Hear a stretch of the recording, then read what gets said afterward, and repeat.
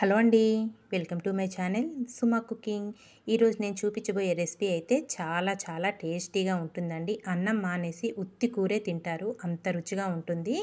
తాలింపు అన్నమాట అండి. కోడిగుడ్డు తోటకూర తాలింపు ఎక్సలెంట్గా ఉంటుందండి.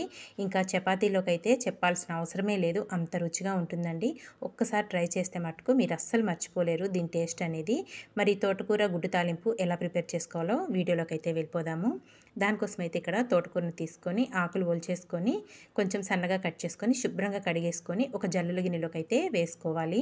ఇక్కడ నేను తీసుకున్న తోటకూరకైతే 3 eggs వరకు తీసుకుంటున్నానండి. ఆకుకూర కాబట్టి 1కి 2 సార్లు అయితే చక్కగా శుభ్రంగా కడిగేసుకోవాలి. కడిగేసుకొని ఒక జల్లుల గిన్నెలోకి అయితే వేసేసుకోవాలి. తర్వాత స్టవ్ పైన అయితే ఒక బౌల్ పెట్టేసుకొని కొద్దిగా ఆయిల్ వేసుకోవాలండి. ఆయిల్ కొంచెం వేడయ్యాక దాంట్లో కొద్దిగా ఆవాలు, కొంచెం జీలకర్ర, అలాగే కొంచెం కరివేపాకు వేసేసుకొని ఇందులోనే ఒక పావు టీ స్పూన్ వరకు పసుపు వేసుకొని తాలింపు అనేది బాగా ఫ్రై చేసుకోవాలి. తాలింపు అనేది మనకి కొంచెం ఫ్రై అవ్వాలండి. ఇదంతా ఒక్కసారి కలుపుకుందాము. నేను చెప్పానని కాదండి, ఒక్కసారి ట్రై చేసి చూడండి. మీరైతే ఉత్తి కూరే తింటారండి, నిజంగా అంత టేస్టీగా ఉంటుంది. ఇంకా తాలింపు అనేది కొంచెం ఫ్రై అయ్యాక దీంట్లో సన్నగా కట్ చేసుకున్న ఉల్లిపాయ ముక్కలు, ఒక 2 నుంచి 3 వరకు పచ్చిమిర్చిని చిన్న ముక్కలుగా కట్ చేసుకొని వేసుకోండి మీ స్పైసీకి తగ్గట్టు. ఉల్లిపాయ పచ్చిమిర్చి కూడా వేసుకున్నాక ఒక 2 నిమిషాల పాటు మగ్గించేసుకోవాలి. ఒక 2 నిమిషాలు ఉల్లిపాయలు ఇలా మగ్గాక ఇప్పుడు దీంట్లో 1 టేబుల్ స్పూన్ వరకు అల్లం వెల్లుల్లి పేస్ట్ కూడా వేసేసుకోవాలి. అల్లం వెల్లుల్లి పేస్ట్ వేసుకొని పచ్చివాసన పోయేదాకా ఫ్రై చేసుకోవాలండి. ఉల్లిపాయలు కూడా మనకి ఇంకొంచెం కలర్ రావాలి. ఇక్కడైతే చక్కగా ఉల్లిపాయలు అనేటివి బాగా వేగిపోయి అల్లం వెల్లుల్లి పేస్ట్ కూడా చక్క పచ్చివాసన పోయి చక్క ఫ్రై అయిపోయి స్మెల్ అనేది చాలా బాగా వస్తుందండి. ఇప్పుడు ఇదంతా బాగా కలుపుకున్నాక ఇప్పుడు దీంట్లో మనం శుభ్రంగా కడిగి పెట్టుకున్న తోటకూరని వేసేసుకోవాలి. తోటకూర కూడా వేసేసుకున్నాక ఇప్పుడు దీంట్లో రుచికి సరిపడినంత సాల్ట్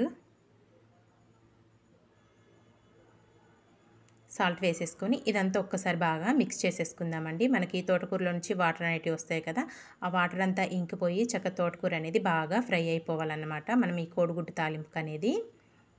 ఇదంతా బాగా మిక్స్ చేసేసుకొని ఫ్రై చేసుకోవాలి. చూసారు కదా, ఇక్కడైతే చక్కగా తోటకూర అనేది ఫ్రై అవుతుంది. వాటర్ మొత్తం ఇంకిపోవాలండి. చిన్న మంట మీద పెట్టి మనం తోటకూర మగ్గే లోపల ఒక ఖాళీ బౌల్ తీసుకొని దాంట్లోకి మనం తీసుకున్న ఈ 3 ఎగ్స్ని పగలగొట్టుకొని వేసేసుకోవాలి. మీరు కావాలి అనుకుంటే ఇంకా 2-3 ఎగ్స్ అన్నా ఎక్స్ట్రా వేసుకోవచ్చండి. మనం తోటకూర తీసుకునే క్వాంటిటీని బట్టి ఎగ్స్ వేసుకోవాలి. ఇక్కడ నేను 3 ఎగ్స్ని ఒక బౌల్లోకి వేసేసుకొని బాగా బీట్ చేసుకొని పక్కన పెట్టేసుకోవాలి. ఇక్కడైతే తోటకూర అయితే చక్కగా ఫ్రై అయిపోయిందండి. వాటర్ మొత్తం ఇంకిపోయి చక్కగా బాగా ఫ్రై అయిపోయింది. ఇలా ఫ్రై అయితేనే టేస్ట్ అనేది చాలా బాగుంటుందండి ఈ తోటకూర గుడ్డు తాలింపు అనేది. నిజంగా ఒకసారి అయితే ట్రై చేసి చూడండి, తప్పకుండా నచ్చుతుంది.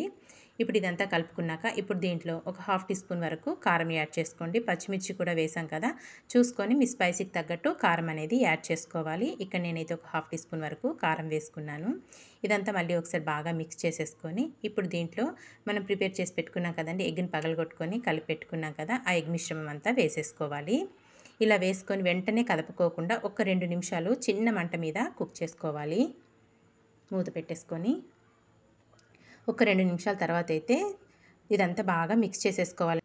చక్కగా ఎగ్ అంతా తోటకూరకు పట్టే విధంగా బాగా మిక్స్ చేసేసుకోవాలండి. చిన్న ముక్కలుగా అయిపోవాలి. ఇదంతా బాగా మిక్స్ చేసుకొని మనకి కీమా అయితే ఎలా ఉంటుందో అలాగా బాగా చిన్న ముక్కలుగా చేసేసుకోవాలి. చక్కగా బాగా ఫ్రై అవ్వాలండి. ఇదంతా ఇలా బాగా మిక్స్ చేసేసుకొని మూత పెట్టేసుకొని మరి కాసేపు ఫ్రై చేసుకోవాలి. చక్క పొడిగా వచ్చేస్తుందండి మనకి కూర అనేది. ఇదంతా ఇలా కలుపుకొని ఇప్పుడు మూత పెట్టేసుకుందాము.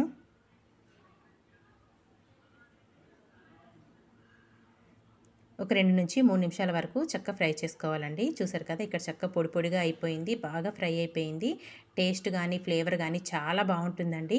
ఇదంతా ఇలా బాగా మిక్స్ చేసుకున్నాక ఇప్పుడు దీంట్లో ఒక పావు టీ స్పూన్ వరకు గరం మసాలా పొడి వేసుకోవాలి. ఇందులోనే సన్నగా కట్ చేసుకున్న కొత్తిమీర కూడా వేసేసుకోవాలి. కొత్తిమీర కూడా వేసేసుకున్నాక ఇదంతా ఒక్కసారి బాగా మిక్స్ చేసేసుకొని ఇంక ఇప్పుడు స్టవ్ ఆఫ్ చేసేసుకొని ఒక సర్వింగ్ ప్లేట్లోకి అయితే తీసేసుకుందామండి. ఇంతే అండి, చాలా సింపుల్గా తోటకూర గుడ్డు తాలింపు అయితే రెడీ అయిపోయింది కదా. తప్పకుండా మీరైతే ట్రై చేయండి. ట్రై చేస్తే మీకైతే నచ్చుతుందని అనుకుంటున్నాను. చాలా టేస్టీగా ఉంటుందండి. చపాతీలోకైనా అన్నంలోకైనా మనము పప్పుచారు ఒక్కొక్కసారి రసం అలా పెట్టుకుంటాం కదా, అలాంటప్పుడు సైడ్ డిష్గా కూడా చాలా బాగుంటుంది. మరి ఇంకేంటి, నచ్చిందా? నచ్చితే కనుక తప్పకుండా మీరు ట్రై చేశాక మీకు ఎలా వచ్చిందో ఒక చిన్న కామెంట్ అయితే చేసేయండి. ఇలాంటి మంచి మంచి వీడియోస్ కోసం అయితే మన ఛానల్ వెంటనే సబ్స్క్రైబ్ చేసుకోండి ఫ్రెండ్స్. వీడియో నచ్చితే మీ ఫ్రెండ్స్కి రిలేటివ్స్కి కూడా షేర్ చేసేయండి.